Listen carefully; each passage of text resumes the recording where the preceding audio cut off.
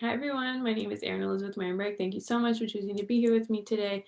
Welcome back if you've been here before, and welcome if you're new here. Today we are talking about letting things mean nothing. So I just want to say right away that this is not a nihilistic, there's no point to anything, life is meaningless, blah, blah, blah type. We're not going down that. That's not what this is about.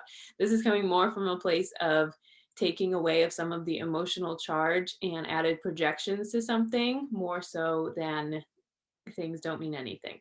So sometimes in life, if you are someone who is a sensitive person, or um, you're codependent, or you had messed up messages growing up, or you have limiting beliefs about yourself, which no judgment for any of that, or maybe you don't know why you got this way, but this is just something that resonates for you. Sometimes things can happen, and then we can spiral into making them mean more than they actually are, and that is not healthy for anyone. And so sometimes a way that can look like, for example, is something happens and then it's like a 2-minute instance, 30-second instance, 5-minute instance, but we let it spiral into the rest of our whole entire day. Or we let it mean something about us and then we use that to affect our mood for the whole rest of the day. Or it's just something that happened and is done and is over, but we don't let it be over. And so it is a very healthy practice to have something mean nothing. So, for example, maybe you are at home and you leave a room and you leave the light on, but because you're planning to go back into that room, but then someone who you live with turns the light off and you get very mad and you're like, this person's out to get me. They want to, why can't they just let me live here? Like, you sign all this meaning to it instead of just letting it mean nothing, just not spiraling into this big thing. So it's a small example.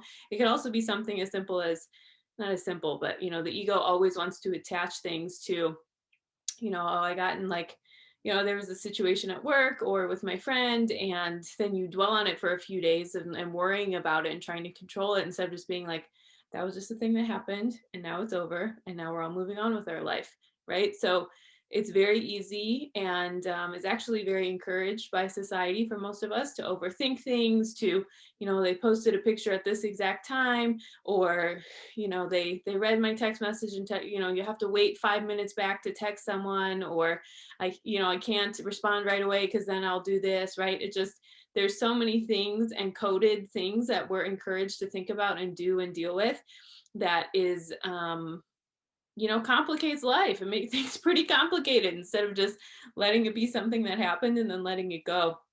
And a lot of times these things come from a place of trying to control, or we don't have faith, we don't have peace. Like, reading into something too much is not healthy or helpful for us.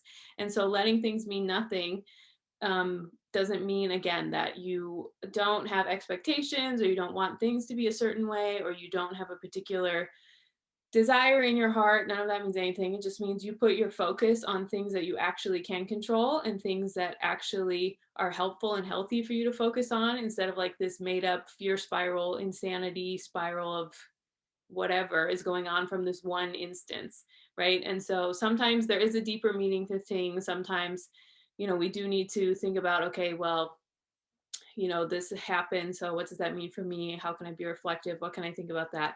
But this video is, if you're watching this is probably a message for you that you might do that too much, and not in a judgment way again, but just you gotta know, you gotta pick your battles. You gotta know when you need to let things mean nothing. And sometimes we can even do that to ourselves, right? How many times have you been in a situation where you got pissed off or something didn't go your way or whatever, and then you call your friend and then they have all this energy hyped up around it too. You're like, I'm so mad this didn't go my way, and then they're like, yeah, I'm mad for you too, and then you just get all um, validated in this feeling, and then you just rush it, and it's just like this total chaotic energy of like so focused on that, and then that spills into so much more than just, I had this thing, I feel mad, and then I'm just gonna not be mad anymore. And like, again, there's a fine line of controlling feelings here, and we don't want to minimize any mental health things that are going on, but it is about knowing in which situations you can choose to not engage with that feeding the ego, and not engage with like, this happened and now I'm going to use it as ammunition to continue the spiral for myself in this and this way, right? So going back to the example of like speaking with your friends, healthy thing could be, hey, this thing happened at work, or with this person, or at the grocery store, right? I got in like a small argument with the person checking me out or whatever. It could be any situation, just you can practice this in small ways in your life. And then you tell your friend, and then my friend and I call it the who cares game. And then we say, this happened. And then they say, who cares? And then, so let's say I got in, the person at the checkout counter, I got in a fight with them. And then they say, who cares? And then I say, well, I'm mad and I deserve vengeance and, whatever is going on. And then they say, who cares? And again, the who cares is not in like a minimizing or no one cares about you type of way. It's in a way of like, this doesn't mean anything. It can just be neutral. It can just be a thing that happened and we're done and we're moving on now. Now, of course, again, this isn't to minimize things. We don't want you to just be like spiritually bypassing your whole life or not be emotionally connected to anything that's going on in your life. That's not what this is about at all. This is about taking radical responsibility for yourself and being like, this is a time when I am making the situation that's neutral and then like making it be so much more than just this 2 minute 5 minute interaction that has to happen, right? And it could be, you're going to traffic, and this could also be like between you and your higher power or something like this, right? A lot of times people are like, if you're going to work, you're in traffic, and then you're like, oh well, God hates me because this thing didn't happen, when it's just like that could just be a thing that didn't happen, and that's it. So just put like full stop, letting things end where they are, not letting it spiral into this big huge you know thing of letting it be something so much more than it is. And like, of course, this is a defense mechanism. This is learned behavior. This isn't like there's nothing wrong with you if this is a thought process you have. It is just about being aware that we do this, and then being like, okay, if I want to choose to not do this anymore, how can I choose to let things mean nothing? So you can work on this in your day-to-day life by just noticing like which things are more triggering for you than others, which things maybe get like a bigger response from you than others. And you can just take a minute to be reflective and be like, is this really that much of a big of a deal that I need to ruminate on it for this long? Or can it just be something that happened and now it's done and now I can move on in this way? And again, you're not going to get it perfect overnight. You might not get it for some things that are like really big core wounding you have, right? So if you have a lot of abandonment wounding, or if you've been through, certain situations where things might be more triggering, like don't beat yourself up if you don't get this right away. You can practice in smaller moments that are less emotionally charged, less connected to your wounding than these big, huge, situations. But this is a simple way for us to really set energetic boundaries and really have some clear understanding of like emotional boundaries of this is where you end, this is where I begin, this is where the situation was, and that's it. Just really not going into this whole big spiral of like this thing happened and now I'm going to ruminate on it and let it mean this whole thing. And sometimes again there is a deeper lesson there. We need to be reflective, we need to be thinking about things, we need to take responsibility for ourselves. Definitely, that's definitely a healthy part of life. But this letting things mean nothing is also a healthy expression of emotional boundaries and understanding the ways that you are able to differentiate when, okay, this is a situation that happened and it's done and I don't need to think about it anymore, versus, this is something that is actually worth my time and energy to reflect on and see what it means for me in my life and the choices I make and the things I do, the people I hang out with, whatever, all of that. But this is about taking responsibility for yourself and knowing not everything needs to mean the end of the world or a whole big deal, or just notice when a lot of times when the ego is telling a certain story for ourselves, it wants to use some of these outside things to use that to mean more of that about ourselves.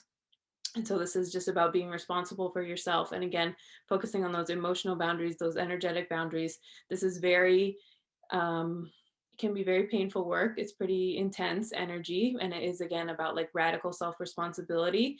And so this is something that is going to feel hard. The ego is going to be pissed the first time you try to do this, instead of just being like, I'm the victim here. I want to focus on this. I want to ruminate on this, right?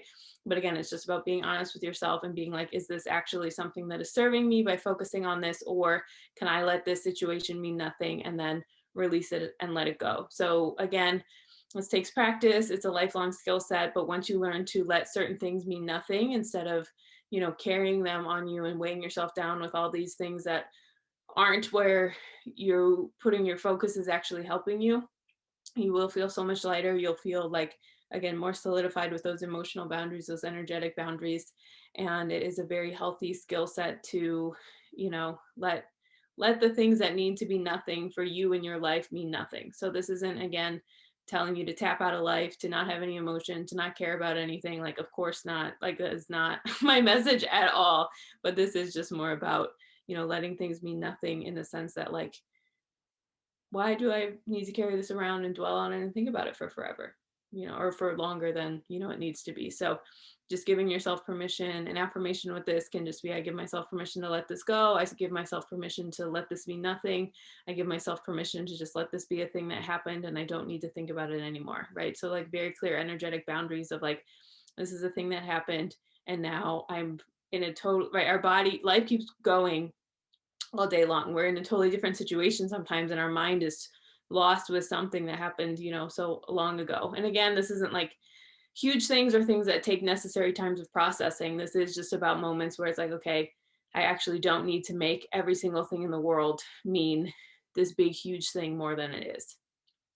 Okay, so I hope this serves you. If you ever want any more information about me, all of that is linked below in the description box. Thank you so much for spending some of your time here with me today, and I hope you have a wonderful day.